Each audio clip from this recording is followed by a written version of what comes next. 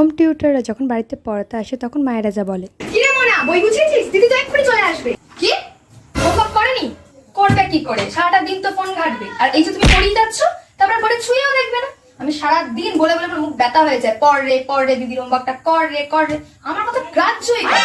আচ্ছা করে পিটাবে তো, আমরা কেউ কিচ্ছু বলতে আসবো না। এটা দিয়ে মারো, একবারে মেরে হাত পা ভেঙে দাও, আমরা হসপিটালে নিয়ে যাবো। কিন্তু মেরে না ফেললেই হলো। এ না চাটা নাও। হ্যাঁ এ না, এ মাসের মায়ের এটা। বলছিলাম যে একটা কথা। হ্যাঁ বলো।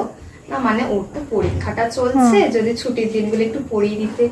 কি বলো তো, আমাদের কাছে তো একটুও পড়তে বসে না, তোমার কাছেই যা পড়তে বসে, আমি বসাতেই পারি না। আচ্ছা ঠিক আছে, আমি পড়িয়ে দেবো। পড়িয়ে দেবে? আচ্ছা। জানো তো কি দুষ্টু হয়েছে, আমাদের একটা কথা শোনে না। পাতা উল্টে থাকো, তাহলে ছবি এঁকে ভরিয়ে রেখেছে, লেখার কোনো বালাই নেই, খালি ছবি এঁকে খাতাগুলো ভরাবে।